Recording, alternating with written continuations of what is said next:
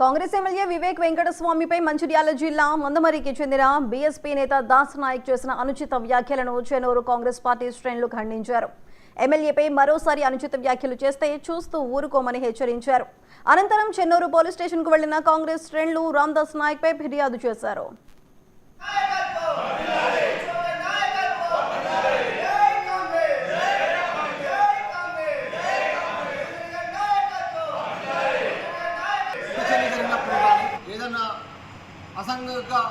అసంఘటిత కార్యకలాపాలు జరిగినప్పుడు కానీ దాన్ని చట్టం పరిధిలోకి తీసుకొని చట్టం చేయవలసినటువంటి పనులు కూడా ఒక రాజకీయ నాయకుడిగా ఉండి ఎమ్మెల్యేగా ఉన్నటువంటి ఎమ్మెల్యే గారిని దాన్ని విమర్శిస్తూ మాట్లాడడం అనేది ఆయన బుద్ధిలేనితనానికి నిదర్శనంగా ఆయన మాట్లాడిన మాటలే మనం గమనించవచ్చు.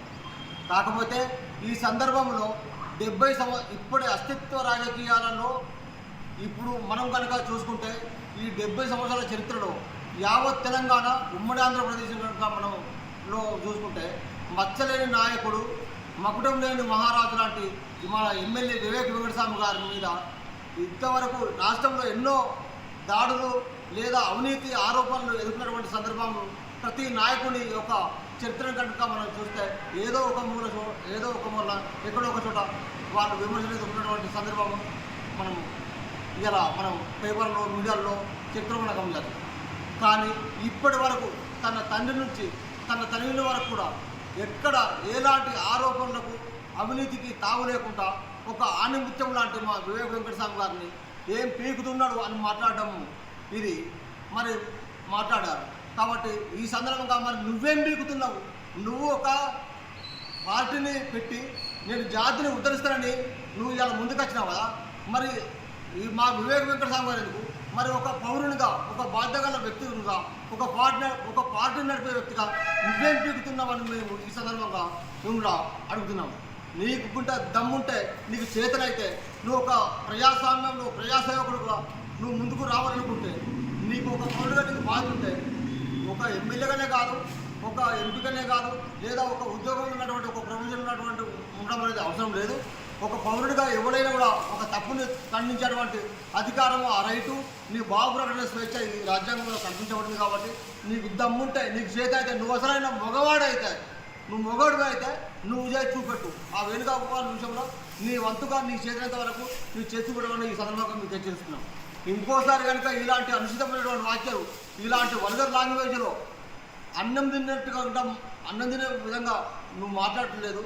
నువ్వు కనుక వల్గర్గా మాట్లాడి నువ్వు అనుచిత వాక్యం కనుక చేస్తే మాత్రం నీ బట్టలు కూడా తీసి తరలించే కార్యక్రమం కూడా భవిష్యత్తులో ఉంటుందని నువ్వు గమనించమని ఈ సందర్భంగా తెలియజేస్తూ నువ్వు బహిరంగ అదేవిధంగా రామ్దాస్ నాయక్ గారు నీకేం తెలుసు మా వివేక్ వెంకటస్వామి గారి పైన నువ్వు అనే ముందు నువ్వు ఒకసారి తెలుసుకొని మాట్లాడు. వివేక్ వెంకటస్వామి గారు నువ్వు అంబేద్కర్ వాదా కాదని మాట్లాడు. మరోపరి మా వివేక్ వెంకటస్వామి గారు అంబేద్కర్ వాదే, మరోపరి అంబేద్కర్ వారసుడు. ఎందుకంటే మా ఎస్సీల కోసం ఎంతో సేవలు ఎస్సీలు కానీ బీసీలు కానీ మైనార్టీ కానీ ప్రతి వర్గాలు ఏ వర్గం కానీ ప్రతి వర్గాల గురించి కొట్లాడుతూ ఉన్నాడు. ఈరోజు చట్టసభలలో శాసనసభలో అసలు నువ్వు చూసుకో ఒకసారి. నువ్వు ఇవాళ నువ్వు మాట్లాడి వాట్సాప్లో ఫేస్బుక్లో పెడితే నువ్వు పెద్ద నాయకుడు అని నువ్వు రెచ్చిపోతా ఉన్నావు. నీకంటే నీచగాడు ఎవరు లేడు అని ఈ సందర్భంగా తెలియజేస్తున్నా. ఖబర్దార్ రామ్దాస్ నాయక్, నువ్వు మా వివేక్ వెంకటస్వామి గారి పైన మాట్లాడే ముందు మంచి తెలుసుకొని మాట్లాడు. మా వివేక్ వెంకటస్వామి గారికి బహిర్గతంగా క్షమాపణ చెప్పాలి. బరోబర్ నిన్ను బస్కిల్ దీపితం లేకుంటే నువ్వు చెన్నూరు నియోజకవర్గంలో ఎక్కడ తిరిగినా నిన్ను రాళ్లతోని కొట్టి తరిమే రోజులు దగ్గరనే ఉన్నాయి. నువ్వు చెన్నూరు క్యాంప్ ఆఫీస్లో మందబల్లిలో ధర్నా ఎత్తానని అన్నావు కదా, ఎక్కడ ధర్నా ఎత్తావు, ఏ టైంకి వేస్తావు, ఏ రోజు చేస్తావు నువ్వు మాకు చెప్పించాయి. నువ్వు అంత దమ్ము ధైర్యం ఉంటే అని ఈ సందర్భంగా నేను అడుగుతాను. నువ్వు నీ క్యాంప్ ఆఫీస్గా ధర్నా చేసేంత స్థాయి నీది. నువ్వంతా మా కాంగ్రెస్ నాయకులను కార్యకర్తలను దాటు చూద్దాం నీ దమ్ము ధైర్యం ఏందో అని నేను అడుగుతా ఉన్నా. రామ్దాస్ నాయక్ గారు అని నాయక్ అరే లపాంగి నువ్వు మా వివేక్ వెంకటస్వామి గారి పైన మాట్లాడు. ఇంకోసారి చెప్తున్నా, ఖబర్దార్ బిడ్డ నువ్వు